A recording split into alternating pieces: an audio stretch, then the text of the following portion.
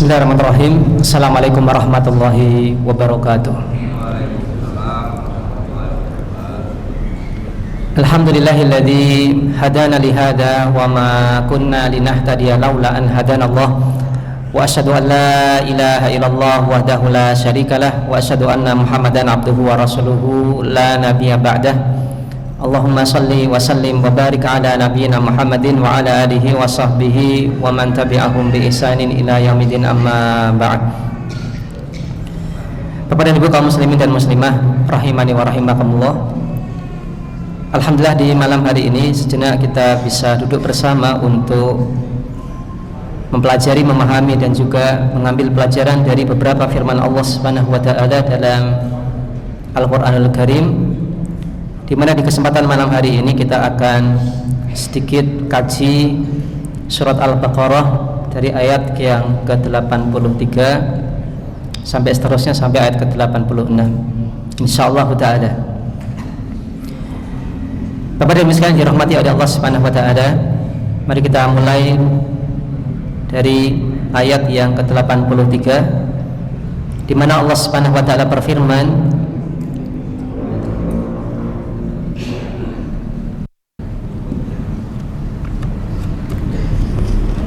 wa idz akhadna mitsaqa bani Israil, dan ingatlah ketika kami ambil perjanjian dari Bani Israel. Apa perjanjian yang diambil oleh Allah Subhanahu wa taala dari Bani Israel? Maka ada 5. Yang pertama adalah la ta'buduna illallah, janganlah kalian sembah kecuali Allah Subhanahu wa taala saja. Kemudian yang kedua, wabil walidaini ihsana wadil qurba wal yatama wal masakin, dan hendaklah kalian berbuat ihsan kepada kedua orang tua, kepada karib kerabat, kepada anak yatim, dan juga kepada fakir miskin. Kemudian yang ketiga, wa qulu linnasi husna, dan hendaklah kalian berkata-kata yang baik kepada manusia. Kemudian yang keempat, wa aqimus shalah, hendaklah kalian tegakkan salat. Kemudian yang kelima, wa atuz zakah, dan hendaklah kalian tunaikan zakat. Maka ini adalah 5 perjanjian yang Allah Subhanahu wa taala ambil dari Bani Israel,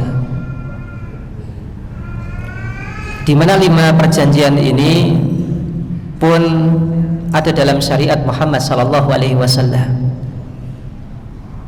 Maka ketika Allah Subhanahu wa taala mengambil perjanjian ini dari Bani Israel, yaitu dengan Allah Subhanahu wa taala perintahkan perintah-perintah ini dalam kitab suci Taurat, maka itu pun kemudian kita jumpai dalam kitab suci kita, yaitu kitab suci Al-Qur'an. Maka sebenarnya dalam kitab suci Bani Israel, yaitu Taurat yang belum diubah-ubah, ini ada syariat-syariat sebagaimana perjanjian yang tadi Allah Subhanahu wa taala sampaikan yang jumlahnya ada 5. Dan Allah Subhanahu wa taala mengambil perjanjian dari Bani Israel ini, yaitu dengan apabila Bani Israel ini menunaikan 5 hal tadi, maka Allah Subhanahu wa taala akan berikan kemuliaan kepada mereka.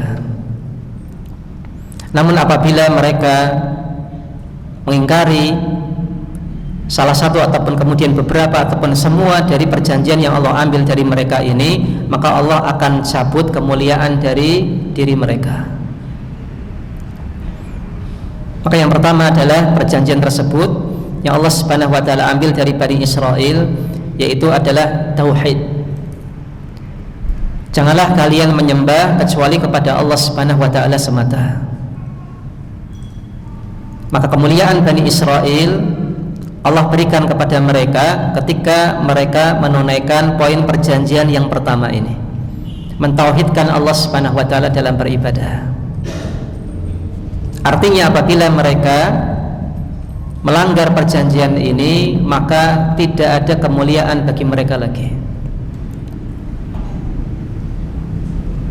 Itu dengan adanya sebagian mereka, yaitu orang Yahudi, yang kemudian menjadikan Uzair itu sebagai anak Allah. Maka mereka melanggar perjanjian poin pertama.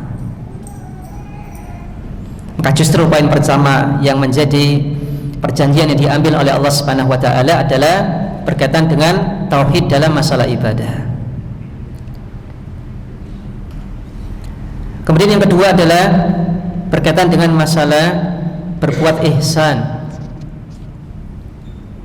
Yang paling utama adalah berbuat ihsan kepada kedua orang tua, kemudian kepada karib kerabat, kepada anak yatim, dan yang kemudian yang berikutnya adalah kepada fakir miskin. Maka Allah Subhanahu wa taala sebutkan urutan ini dimulai dari yang paling utama. Maka orang yang paling berhak untuk mendapatkan ihsan kita, perbuatan baik kita, itu adalah kedua orang tua kita. Setelah itu yang kedua adalah karib kerabat kita. Kemudian berikutnya itu adalah anak yatim. Kemudian berikutnya itu adalah fakir miskin secara umum. Maka ini diurutkan sesuai dengan mana yang lebih berhak untuk mendapatkan ihsan kita. Oleh karena itulah seorang muslim yang bijak ketika dia ingin berbuat ihsan, berbuat baik, contohnya misalkan bersedekah ataupun berderma, maka di tempatnya ada fakir miskin, maka dia akan dengan bijak bisa memprioritaskan siapakah yang kemudian dia lebih utamakan untuk beri.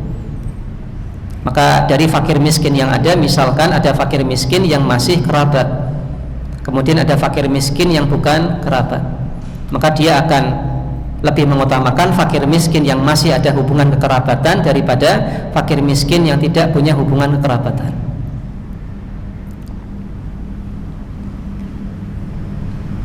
Maka dia akan bisa memprioritaskan dengan baik. Dan ternyata kemudian kedua orang tuanya lah yang termasuk fakir miskin dan dia punya kelebihan harta, maka dia wajib untuk kemudian mengutamakan kedua orang tuanya daripada selainnya. Maka tidaklah bijak ketika seorang muslim lebih mengutamakan orang lain daripada kedua orang tuanya dalam berbuat baik, bersedekah, berinfak, dan yang lainnya. Maka ini adalah poin yang kedua yang Allah Subhanahu wa taala ambil perjanjian dari Bani Israel. Kemudian poin yang ketiga adalah kewajiban bagi mereka untuk berkata-kata yang baik kepada manusia. Dan ini juga ada dalam syariat Muhammad sallallahu alaihi wasallam.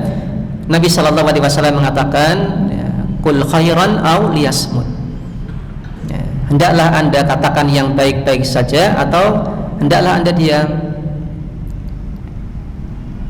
Kemudian yang keempat adalah syariat salat.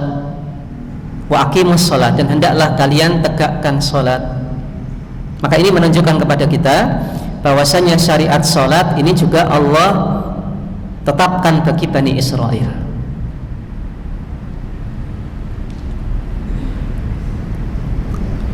Bentuknya bagaimana? Kita katakan wallahu a'lam.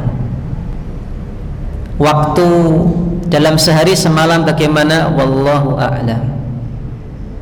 Tapi yang jelas salat ini ada dalam syariat Bani Israel. Entah kemudian tercantum dalam Taurat ataupun kemudian disampaikan oleh nabi-nabi dari Bani Israel. Tapi salat itu ada. Dan kemungkinan besar gerakan salat yang ada dalam syariat yang Allah Subhanahu wa taala berikan kepada mereka itu ada rukuk dan ada sujudnya. Karena rukuk dan sujud itu adalah dua gerakan yang khusus untuk kemudian ditujukan kepada Allah Subhanahu wa taala, tidak boleh ditujukan kepada selain Allah, dan ini menunjukkan perendahan diri seorang hamba kepada Rabb-nya. Sebagaimana yang kemudian kita bisa lihat di video dokumenter ataupun yang lainnya berkaitan dengan masalah tata cara peribadahan orang Yahudi. Maka orang Yahudi itu ada orang Yahudi yang modern, ada orang Yahudi yang ortodoks, kurang lebih demikian. Kalau orang Yahudi yang ortodoks, yang klasik, maka mereka di antara mereka masih ada yang mempertahankan salah satu bentuk ibadah seperti sholat. Jadi kalau kita pelajari berkaitan dengan orang Yahudi, itu ada yang bentuk peribadahannya sama seperti sholat, ada berdiri, kemudian ada gerakan seperti rukuk, dan ada gerakan seperti sujud. Yang ini kemudian oleh orang Yahudi modern ataupun orang Yahudi yang moderat ini tidak diamalkan. Yang menjadi bentuk peribadahan mereka itu adalah kumpul-kumpul, rame-rame, nyanyi-nyanyi, dan pesta makan. Ini sebagian besar orang Yahudi yang moderat melakukan demikian, sudah meninggalkan peribadahan dalam bentuk seperti sholat tadi. Maka boleh kita katakan ini adalah diantara penegas bahwasanya memang Allah Subhanahu wa Ta'ala sebenarnya telah tetapkan syariat sholat juga pada Bani Israel. Kemudian yang kelima adalah menunaikan zakat. Maka syariat zakat juga ada pada Bani Israel. Namun kadarnya berapa, kemudian siapa saja yang kemudian wajib bayar zakat, kemudian mustahiknya siapa, maka kita katakan wallahu a'lam. Apakah sama persis dengan syariat kita ataukah mungkin ada perbedaan, kita katakan wallahu a'lam. Mungkin berbeda, namun inti dari tujuan zakat itu adalah tetap sama, yaitu untuk mensucikan harta ataupun untuk mensucikan diri orang yang berzakat. Maka 5 poin tadi, tauhid, kemudian berbuat ihsan, kemudian berkata-kata yang baik, kemudian menunaikan salat dan menunaikan zakat, itu adalah perjanjian yang Allah ambil dari Bani Israel. Ketika mereka melaksanakan dan menunaikan semua ini, maka Allah akan berikan kemuliaan kepada mereka. Allah akan berikan kepemimpinan kepada mereka. Namun ketika poin-poin ini mereka langgar, poin-poin ini mereka tidak perhatikan, atau mereka ambil sebagian poin dan tidak imani poin yang lain, maka kehinaan Allah akan berikan kepada mereka. Maka kemuliaan dari Bani Israel itu tidaklah mutlak Bapak dan Ibu sekalian. Memang betul Allah Subhanahu wa Ta'ala mengatakan Allah angkat Bani Israel di masanya itu lebih daripada bangsa-bangsa yang lain. Namun ada sebabnya, bukan karena semata-mata ras mereka, tidak. Tapi ketika mereka menunaikan 5 poin perjanjian tadi, maka kemudian Allah angkat mereka menjadi bangsa yang mulia. Tapi ketika mereka tanggalkan ini, ya sudah, mereka tidak akan lagi mulia di sisi Allah Subhanahu wa Ta'ala. Bahkan kemudian Allah Subhanahu wa Ta'ala timpakan kehinaan kepada mereka. Kemudian Allah Subhanahu wa Ta'ala lanjutkan firman-Nya masih di ayat yang ke-83, "Tsumma tawallaitum illa qalilan minhum." Kemudian ya, kalian berpaling, tidak memenuhi janji tersebut kecuali sebagian kecil di antara mereka kalian, wahai Bani Israel. Wa antum mu'ridun, dan kalian adalah kaum yang senantiasa berpaling. Maka kembali di sini Allah Subhanahu wa Ta'ala menceritakan tentang di antara sifat buruk dari Bani Israel, yaitu berpaling dari perjanjian yang Allah ambil dari mereka. Padahal Allah Subhanahu wa Ta'ala sudah kemudian janjikan kemuliaan, tapi ternyata mereka dengan perjanjian Allah Subhanahu wa Ta'ala ini banyak yang berpaling, kecuali sedikit di antara mereka. Maka ini juga menunjukkan kepada kita Bapak dan Ibu sekalian, di zaman Bani Israel secara khusus ataupun kemudian di masa-masa setelahnya, itu ada di antara ya, orang yang kemudian tetap ingin mempertahankan kemurnian dari ajaran Allah Subhanahu wa Ta'ala yang Allah Subhanahu wa Ta'ala tetapkan dalam Taurat yang masih murni. Ada yang masih lurus di antara mereka.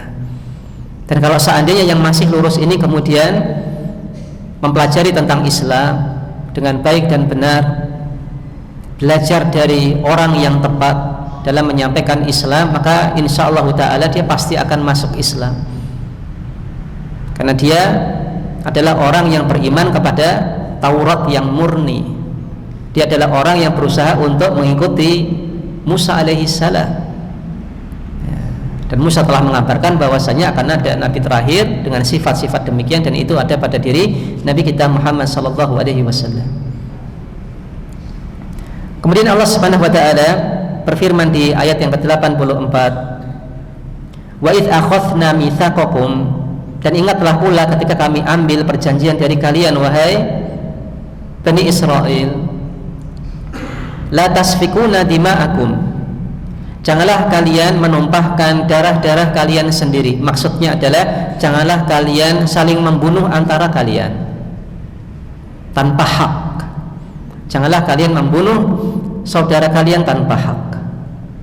Wala tukhrijuna anfusakum min diyarikum, dan janganlah pula kalian mengeluarkan diri kalian sendiri dari negeri-negeri kalian. Maksudnya adalah janganlah kalian mengeluarkan saudara kalian dari negeri-negeri kalian tanpa hak, tanpa alasan yang benar.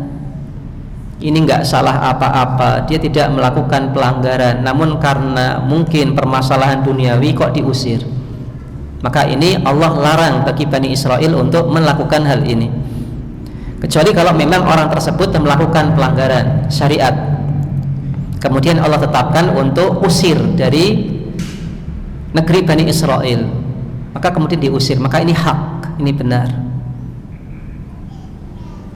Maka Allah pun kemudian ingatkan kembali kepada Bani Israel perjanjian yang Allah ambil dari mereka, yaitu tidak boleh membunuh saudara kalian tanpa hak, dan juga tidak boleh mengusir saudara kalian dari negeri kalian tanpa hak. Tsumma aqrartum, dan kemudian kalian berikrar akan memenuhi janji ini. Wa antum tashhadun, dan juga kalian menyaksikan tentang kebenaran ikrar kalian ini terhadap apa yang Allah ambil perjanjian dari kalian.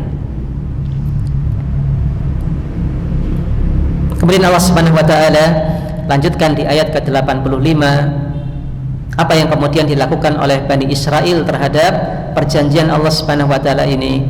Tsumma antum haula'i taqtuluna anfusakum, kemudian kalian sendiri wahai Bani Israel, setelah Allah menyampaikan perjanjian ini dari kalian, kalian malah taqtuluna anfusakum, membunuh saudara-saudara kalian sendiri tanpa hak. Wa tukhrijuna fariqan minkum min diyarihim, dan kalian usir sebagian di antara kalian, saudara kalian sendiri tanpa hak dari negeri-negeri mereka. Tadzaharuna alaihim bil itsmi wal udwan, ya, di mana ya, kalian saling membantu ya, untuk mengalahkan mereka dengan dosa dan juga dengan permusuhan.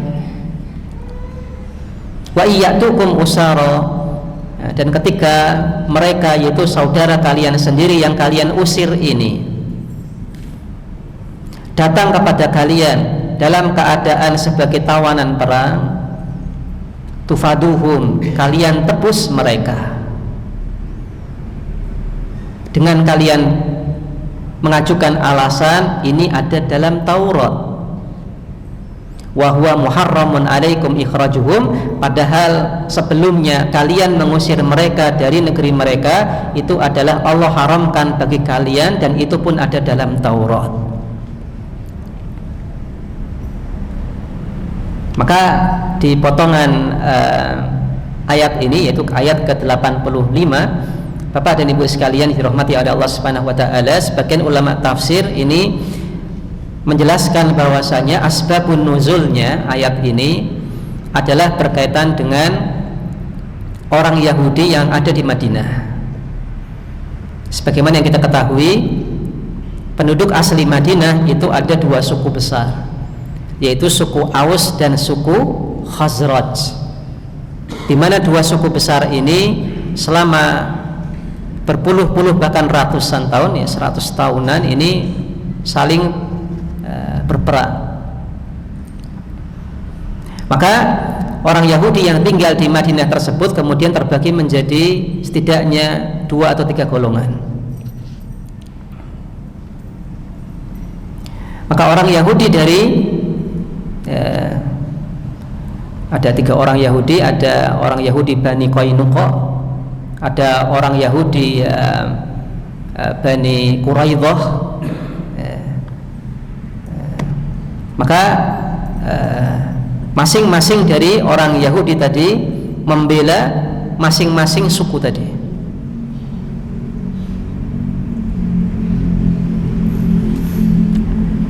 Ya, maka ada Bani Qainuqa, kemudian Bani Quraidah dan Bani Nadir. Ada 3 kelompok besar orang Yahudi. Maka Bani Qainuqa, maka dia membantu suku Khazraj. Adapun Bani Nadir dan Bani Quraidah membantu suku Aus. Padahal sama-sama orang Yahudi. Dan masing-masing ini kemudian mengusir orang Yahudi yang lain. Kalau bukan Bani saya, keluar dari sini. Maka ya, ketika suku Aus dan suku Khazraj kemudian berperang, maka masing-masing dari golongan orang Yahudi ini membantu sekutunya. Perang selesai, tentunya ada tawanan perang. Pihak A menawan sebagian pihak B menawan sebagian pihak A. Dan yang tertawan diantaranya adalah orang-orang Yahudi dari masing-masing tadi, Bani Quraidah ataupun Bani Qainuqa. Yang mana sebelum ini terjadi, itu masing-masing mengusir sebagian yang lain. Nah, ketika kemudian terjadi peperangan antara Aus dan Khazraj, kemudian selesai peperangan itu ada yang tertawan adalah dari kalangan Yahudi, maka kemudian orang Yahudi ini ditebus oleh orang Yahudi yang lain. Kenapa mereka mau menebus? Jawabannya adalah mereka katakan karena ini ada dalam Taurat.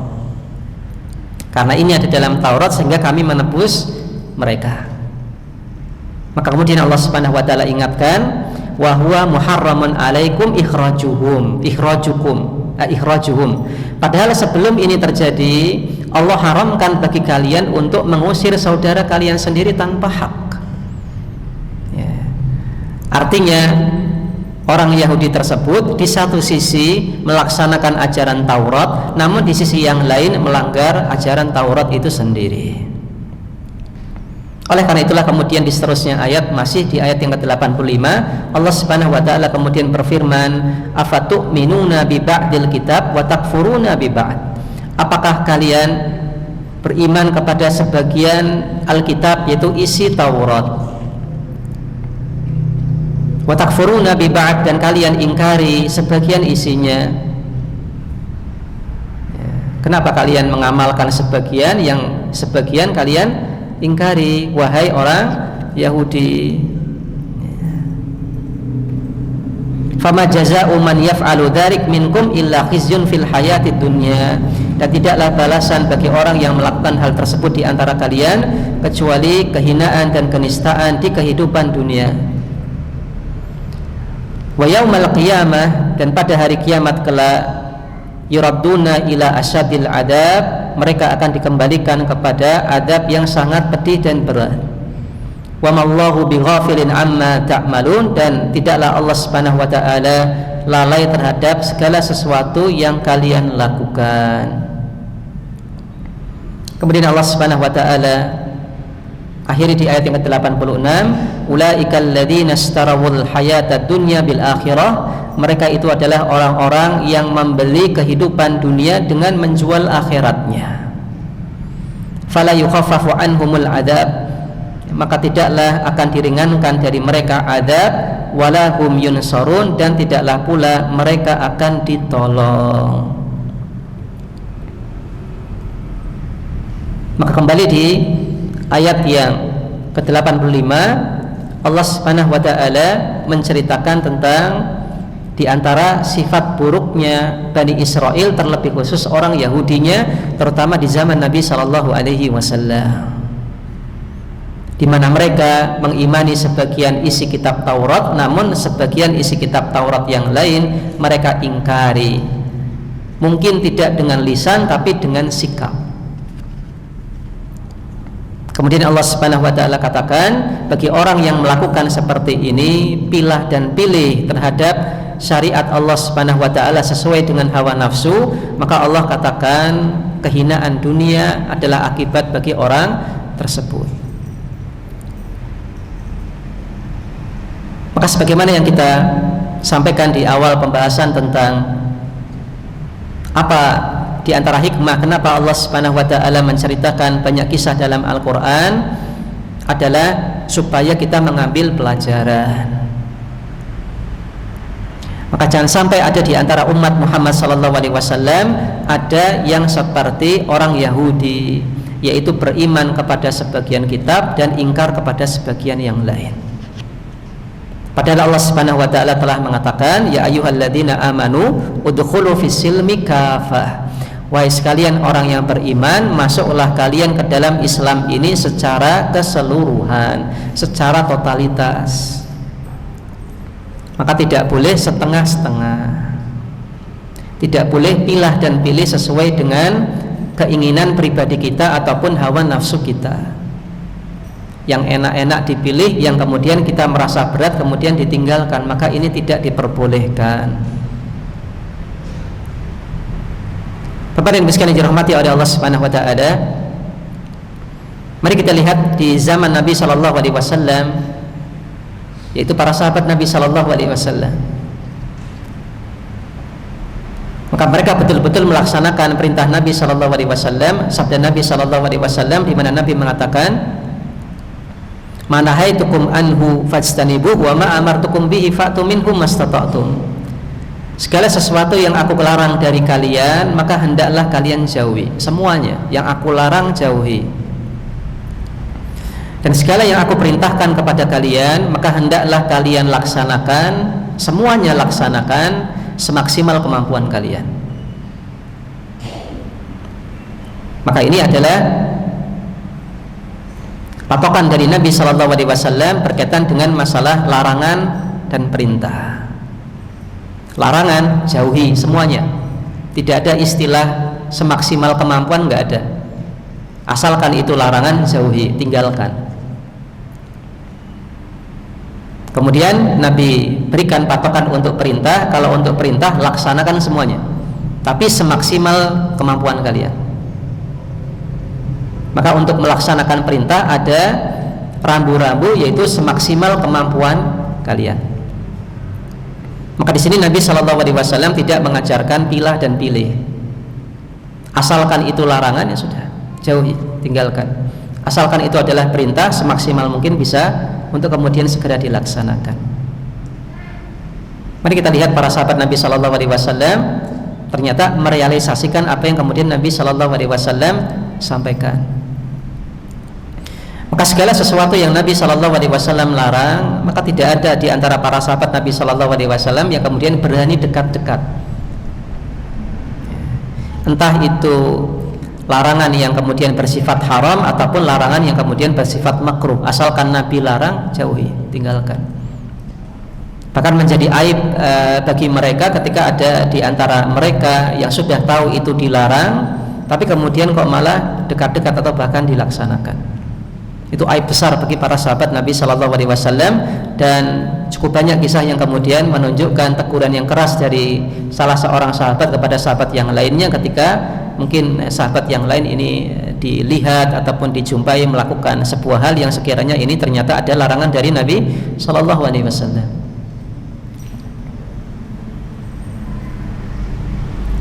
Berkaitan dengan perintah, maka para sahabat Nabi SAW laksanakan semuanya.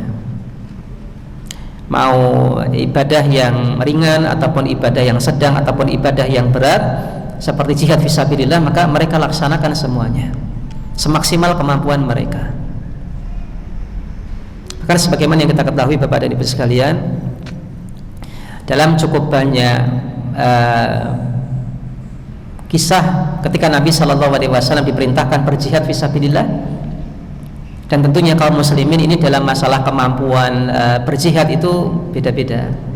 Ada yang Allah berikan kemampuan, kekuatan fisik dan finansial sehingga dia bisa maju di medan jihad.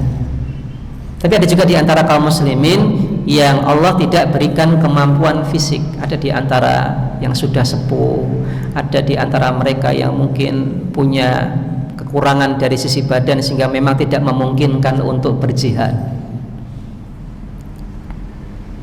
Maka kaum muslimin, para sahabat Nabi SAW yang ini mungkin tidak bisa ikut berjihad karena memang ada udzur, alasan yang bisa diterima oleh syariat, cukup banyak di antara mereka yang kemudian ngotot kepada Nabi Shallallahu Alaihi Wasallam untuk tetap ikut berjihad. Bahkan ada di antara mereka yang sampai menangis, pengen sekali ikut berjihad, namun apa daya, dia tidak punya kemampuan, tidak punya senjata, tidak punya bekal, tidak punya kuda dan yang lain. Karena Bapak dan Ibu sekalian, ketika seseorang ini maju ke medan jihad, itu biaya sendiri, sendiri. Meskipun ada cukup tidak sedikit kasus juga di mana ketika Nabi Shallallahu Alaihi Wasallam ini Allah perintahkan untuk berjihad, maka Nabi segera kemudian mengumpulkan kaum muslimin dan menawarkan, siapakah di antara kalian yang ingin masuk surga? Saya infakkan sekian ratus kuda, sekian dan seterusnya beserta bekalnya, sebagaimana yang dilakukan oleh Utsman bin Affan. Tapi tentunya ketika yang ikut jihad banyak, apa yang disiapkan oleh Utsman pun ini mungkin untuk tidak bisa memenuhi semuanya. Yang mana yang kemudian ada di antara kaum muslimin ketika itu tidak punya harta, tidak punya senjata, ataupun mungkin dari sisi kemampuan fisik tidak bisa untuk ikut serta jihad, maka Nabi Shallallahu Alaihi Wasallam larang untuk ikut serta berjihad, dan mereka sebenarnya ingin ikut jihad dan sampai kemudian menangis. Dan Nabi Shallallahu Alaihi Wasallam suatu ketika dalam suatu peperangan dan jihad mengatakan, ada di antara saudara kalian yang ini menyertai kita dalam jihad meskipun badannya tetap ada di Madinah. Yaitu orang-orang dari kalangan kaum muslimin yang karena keterbatasan kemudian memang tidak bisa ikut kemudian berjihad fisabilillah. Maka ini menunjukkan kepada kita, hatta sampai dalam perintah yang dikatakan oleh Nabi Shallallahu Alaihi Wasallam, dirwatu sanamil Islam, ya puncak dari keislaman seseorang itu jihad fisabilillah. Ini semua kaum muslimin dari kalangan para sahabat Nabi Shallallahu Alaihi Wasallam ini berusaha semaksimal mungkin untuk berhasil dan bisa meraih kemuliaan dengan ikut berjihad fisabilillah. Maka entah itu perintah kecil, perintah sedang, ataupun perintah yang berat, maka senantiasa mereka penuhi panggilan Rasulullah Sallallahu Alaihi Wasallam. Maka tidak ada di antara para sahabat Nabi Sallallahu Alaihi Wasallam yang kemudian pilah dan pilih semasa Nabi hidup ataupun sepeninggal Nabi Sallallahu Alaihi Wasallam. Tidak sebagaimana Bani Israel. Bani Israel ketika Musa di tengah-tengah mereka mentauhidkan Allah Subhanahu wa ta'ala. Kemudian Musa diperintahkan oleh Allah untuk menerima wahyu selama 40 hari ditinggal sama Musa. Kemudian yang ngayomi adalah Nabi Harun alaihissalam. Nabi Harun dititipi oleh Nabi Musa, ini tolong urus Bani Israel. Saya 40 hari dipanggil oleh Allah Subhanahu wa ta'ala untuk menerima wahyu. Apa yang terjadi kemudian setelah Musa pergi? Bani Israel kembali menyekutukan Allah Subhanahu wa ta'ala. Mereka kemudian menyembah patung sapi. Musa pulang, Musa marah. Maka ketika Musa di tengah-tengah mereka mentauhidkan Allah Subhanahu wa ta'ala, tapi kemudian Musa pergi, mereka kembali kepada kesyirikan. Namun ini tidak pernah terjadi pada sahabat Muhammad sallallahu alaihi wasallam. Para sahabat Muhammad sallallahu alaihi wasallam, baik semasa hidupnya Nabi sallallahu alaihi wasallam ataupun sepeninggal Nabi sallallahu alaihi wasallam, mereka tetap dengan perjanjian yang kuat, itu mentauhidkan Allah Subhanahu wa taala. Kembali kepada masalah tidak pilah dan pilih Bapak dan Ibu sekalian, ini pelajaran berharga sekali dalam kehidupan pribadi kita. Betul, kita ini sebagai manusia kadang-kadang ya merasa berat, merasa capek dan yang lain macam-macam pokoknya. Tapi perlu kita pahami bahwasanya prinsip kita seorang muslim adalah semaksimal mungkin berusaha untuk kemudian melaksanakan apa yang Allah Subhanahu wa taala perintahkan, yaitu dalam hati kita. Setidaknya dalam hati kita itu yang perlu kita perbaiki.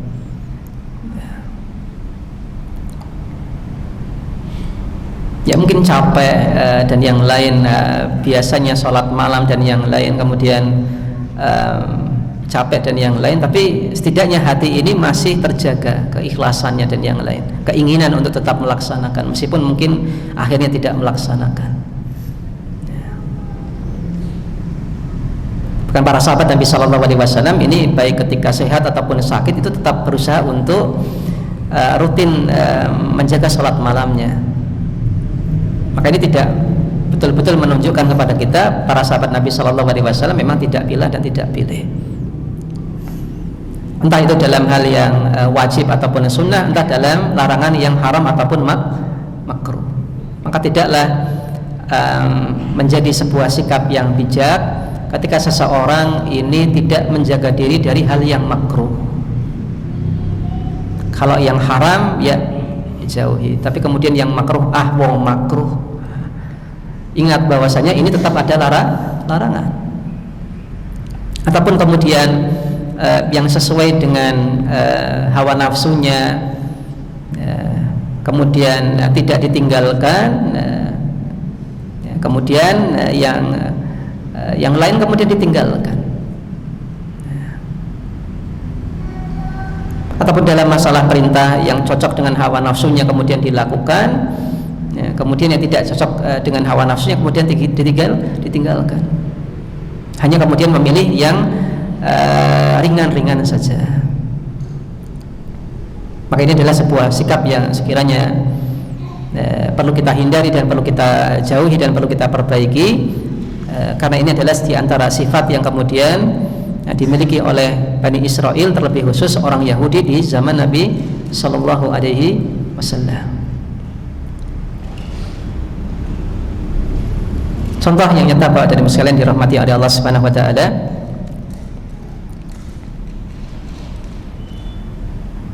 ya, misalkan berkaitan dengan masalah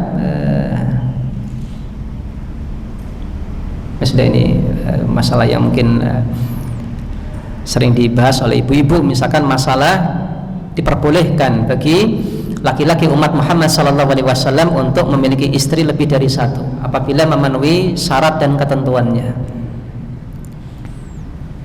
Berat buatan bagi ibu-ibu, mungkin berat. Betapa cinta sama suami, pingin suami cuma punya diri sendiri, tapi kemudian ternyata suaminya diperbolehkan untuk kemudian memiliki pasangan, itu istri lebih dari satu, maksimal 4. Maka seorang muslim, maka dia akan berusaha untuk bersikap bijak. Apa maksudnya? Maksudnya adalah menerima hukum meskipun dirinya pribadi ini mungkin ini berat bagi saya, tapi selama itu adalah memang diperbolehkan oleh Allah Subhanahu Wa Taala, maka saya terima. Memang boleh. Cuman kayaknya kalau suami saya nggak boleh poligami, itu beda lagi. Cuman menerima hukum ini yang perlu kita perhatikan. Menerima hukum. Kalau ditanya boleh tidak berpoligami bagi laki-laki umat Muhammad SAW, maka kita katakan boleh. Dan insyaallah taala yang lebih tepat adalah hukumnya boleh, tidak sampai dianjurkan. Artinya apa? Ya boleh, tidak terlarang apabila memang terpenuhi syarat-syaratnya dan ketentuan-ketentuannya. Kalau tidak terpenuhi syarat dan ketentuannya, ya jangan poligami. Ya, jangan poligami.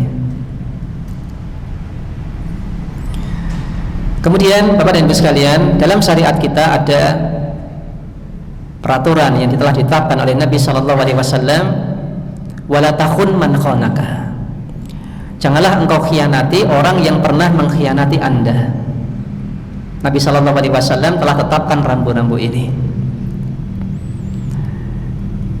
Maka memang betul bagi orang yang terdolimi itu secara umum diperbolehkan untuk membalas kedoliman dengan yang semisal. Misalkan kita diejek pesek, misalkan ya udah kita ngejek pesek, adil. Secara umum demikian. Tapi Allah Subhanahu Wa Taala katakan kemudian, tapi yang lebih baik itu adalah memaafkan. Misalkan kita pernah didolimi dalam bentuk kita dikhianati, Nah, ada rambu-rambunya. Tidak boleh kita balas dengan mengkhianati orang tersebut. Tidak boleh kemudian kita terbawa hawa nafsu. Wah, saya dikhianati kok.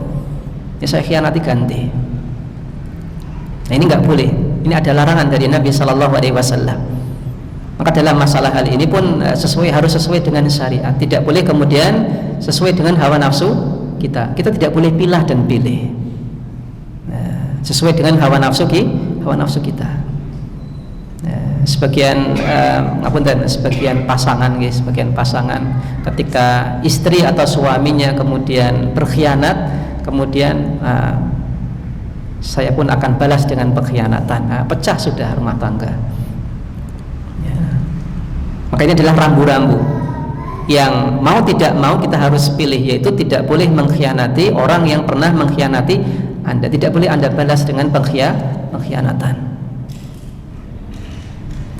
Maka ketika Allah Subhanahu wa taala dan Rasulnya Shallallahu alaihi wasallam telah menetapkan rambu-rambunya, maka inilah yang kemudian menjadi koridor kita, frame kita, menjadi panduan dan patokan kita. Kita tidak boleh kemudian memilah dan memilih sesuai dengan hawa nafsu kita, entah dalam masalah perintah, dalam masalah hal yang mubah, ataupun dalam masalah larangan. Apa yang Allah Subhanahu wa taala perintahkan, maka sami'na wa ta'na. Apa yang Allah dan Rasulnya larang, maka kita jauhi dan kita tinggalkan. Maka contoh yang lain gitu aja. Jadi hal ini sebagai penutup kajian kita di kesempatan malam hari ini juga menunjukkan kepada kita bahwasanya perasaan pribadi kita itu tidak punya andil terhadap hukum syariat. Apa maksudnya? Maksudnya halal dan haram, boleh dan tidak, itu semuanya dikembalikan kepada Allah dan Rasulnya, baik kita suka atau tidak suka. Contoh misalkan dalam masalah fikih, Bapak dan Ibu sekalian, apa hukum mengkonsumsi keong atau bekicot? Bagi orang yang mungkin jijik dengan keong dan bekicot, dia pasti akan mengatakan haram, nggak boleh. Ini apabila menuruti masing-masing perasaan kita. Bagi orang yang nggak jijik sama keong dan bekicot, ya boleh saja. Maka perasaan dan penilaian pribadi itu tidaklah kemudian punya andil dalam hukum syariat. Kembalikan saja ke hukum syariat. Ada tidak larangan dari Allah dan Rasulnya tentang masalah haramnya keong ataupun bekicot? Oh, ternyata tidak ada. Maka kita katakan hukum asalnya adalah halal. Maka tidak ada kemudian perasaan itu main andil dalam syariat. Contoh yang lain sebagai penutup, debu. Nah, debu niku kotor apa bersih? Kotor atau bersih? Debu. Jenengan mobilnya debuan, motornya debuan, dibersihkan betul? Dibersihkan. Menurut Anda ketika benda kena debu itu kotor. Tapi apakah debu kemudian jenengan katakan tidak suci? Jawabannya ini suci. Buktinya apa? Bisa digunakan untuk tayamum. Maka meskipun kita bilang debu itu kotor dan mengotori, tapi syariat mengatakan debu itu bisa digunakan untuk tayamum suci.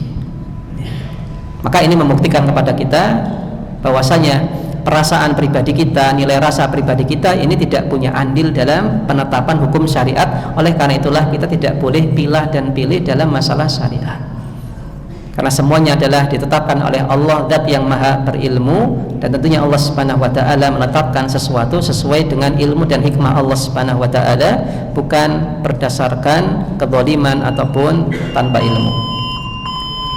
Demikian yang bisa kami sampaikan di kesempatan malam hari ini. Kurang lebihnya mohon maaf. Subhanakallahumma wa bihamdik, asyhadu an la ilaha illa anta, astaghfiruka wa atubu ilaik. Wassalamualaikum warahmatullahi wabarakatuh.